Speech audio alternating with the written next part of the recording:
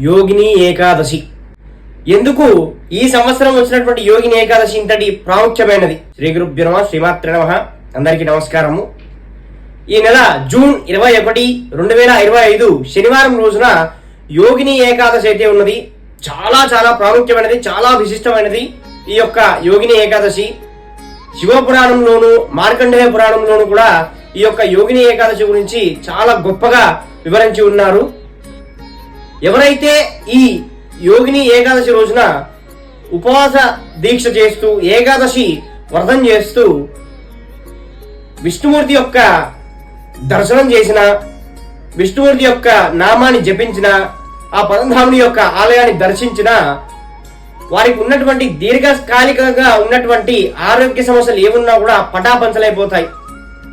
చాలా ఏళ్లుగా చాలా రోజుల నుంచి ఇబ్బంది పెడుతున్నటువంటి ఆరోగ్య సమస్య ఏదున్నా కూడా ఈ యొక్క యోగిని ఏకాదశి రోజున మీరు ఏకాదశి వ్రతం కనుక చేసినట్లయితే అంతా కూడా తొలగిపోయి తప్పకుండా మీ ఆరోగ్యము మెరుగవుతుంది. అంటే వెంటనే త్వరితంగా ఉపశమనం చెందుతారని చెప్పడం లేదు, కానీ సరైనటువంటి వైద్యం అందడమో, సరైనటువంటి రెమెడీ అందడమో, లేదా సరైనటువంటి టాబ్లెట్ ఇంజెక్షన్ లాంటివి అందడమో జరుగుతాయి.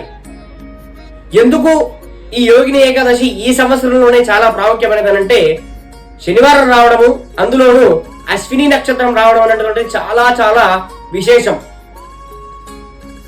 మనకు పురాణంలో కూడా చెప్పబడినది, దేవతల్లో అశ్విని దేవతలను వైద్యులుగా పిలిచేవారు. కాబట్టి ఆ రోజు అశ్విని నక్షత్రం అవడం చేత, అందులోనూ శనివారం అవడం చేత యోగిని ఏకాదశి దేనికి ప్రాముఖ్యమయ్యా అంటే ఈ యొక్క ఆరోగ్య సంబంధించినటువంటి సమస్యలకు చాలా చాలా గొప్పనైనది. కాబట్టి అందులోనూ అశ్విని నక్షత్రం, అశ్విని దేవతల యొక్క అనుగ్రహం పరిపూర్ణంగా ఉంటుంది. కాబట్టి ఆ రోజున ఎవరైతే విష్ణునామ జపాన్ని చేస్తారో, విష్ణు సహస్రనామ పారాయణం చేస్తారో, విష్ణు ఆలయాన్ని దర్శిస్తారో తప్పకుండా వారికి ఉన్నటువంటి దీర్ఘకాలిక ఆరోగ్య సమస్య ఏదన్నా కూడా తొలగిపోతుంది. దీనితో పాటు ఇక్కడ ఇంకొక ప్రస్తావన అయితే చెప్పి ఉన్నారు మార్కండేయ పురాణంలో.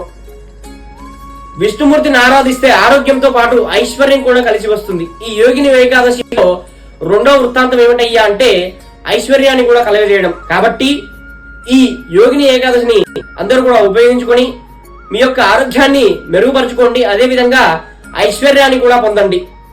లేదా మేము ఎక్కడికి వెళ్ళలేము స్వామి, మరి ఇంట్లో కూర్చొని ఏమైనా చేయవచ్చానంటే విష్ణు సహస్రనామ పారాయణం అయితే చేయండి. అది కూడా చేతకాని వారు, మంచాల మీద ఉన్నటువంటి వారు, ఆరోగ్య సమస్యతో ఇబ్బంది పడుతున్నటువంటి వారు ఓం నమో భగవతే వాసుదేవాయ, ఓం నమో భగవతే వాసుదేవాయ ఈ మంత్రాన్ని అయితే జపిస్తూ ఉండండి. ఆ రోజంతా కూడా తప్పకుండా మీ యొక్క ఆరోగ్య సమస్యకి ఒక పరిష్కారం అయితే దొరుకుతుంది. ఇలాంటి మరిన్ని ధర్మ సందేహాల కోసం మన ఛానల్ అయితే ఫాలో చేయండి.